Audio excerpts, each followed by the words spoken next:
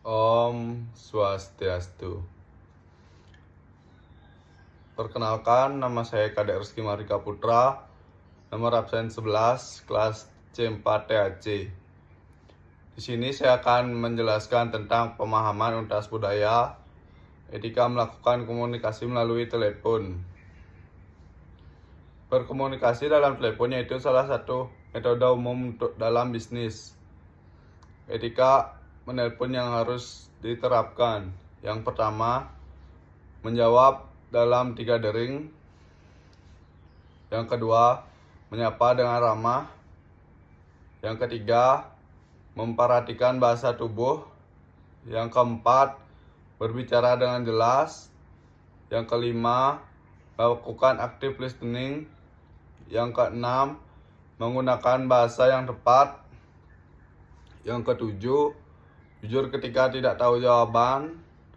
Yang ke-8, menjaga nada bicara. Yang ke-9, meminta izin ketika ingin mengalihkan telepon. Yang ke-10, menutup telepon dengan tepat.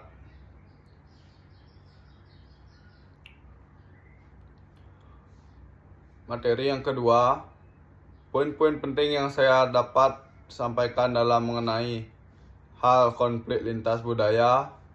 Yang pertama, perbedaan nilai dan normatif. Yang kedua, komunikasi yang salah. Yang ketiga, stereotip dan prasangka. Yang keempat, kepentingan yang bertentangan.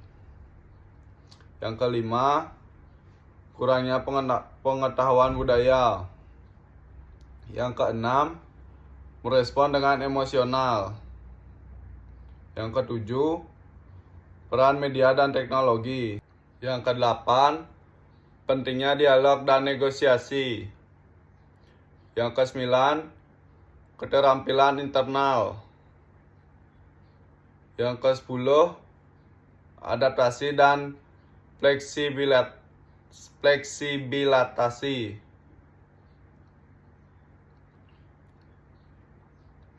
Materi yang ketiga yaitu etika kerja yang wajib diketahui oleh staf hotel dan kru kapal pesiar. Yang pertama, penampilan profesional. Yang kedua, komunikasi efektif. Yang ketiga, kerjasama tim. Yang keempat, keramahan dan sikap positif. Yang kelima, kedisiplinan dan ketetapan waktu. Yang keenam, etika dalam melayani tamu. Yang ketujuh, manajemen konflik. Yang kedelapan, kesadaran budaya. Yang ke-9, inisiatif dan tanggung jawab. Yang ke-10, keselamatan dan kenyamanan saat bekerja. Materi yang keempat, yaitu berikut poin-poin yang saya dapatkan dari materi keempat, yaitu glosarium pariwisata. Yang pertama, atraksi, yaitu tempat atau kegiatan yang menarik pengunjung. Yang kedua, destinasi, lokasi yang dituju oleh wisatawan. Yang ketiga, akomodasi, sarana tempat penginapan bagi wisatawan. Yang keempat, transportasi, sarana yang digunakan untuk berpindah dari satu ke tempat lainnya. Yang kelima, ekowisata, yaitu bentuk pariwisata yang berfokus pada pelestarian lingkungan. Yang keenam, paket wisata, yaitu penawaran yang menghubungkan berbagai layanan. Yang ketujuh, pariwisata berkelanjutan, yaitu model pariwisata yang mempertahankan dampak sosial, ekonomi, dan lingkungan untuk menjaga berkelanjutan destinasi. Yang kedelapan, wisata budaya,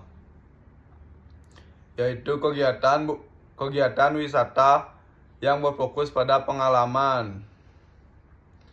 Yang kesembilan, pengelola pariwisata, yaitu proses perencanaan, pengorganisasian, dan pengawasan kegiatan pariwisata untuk mencapai tujuan tertentu. Sekian video penjelasan dari saya tutup dengan Pranama Santi. Om Santi Santi Santi Om.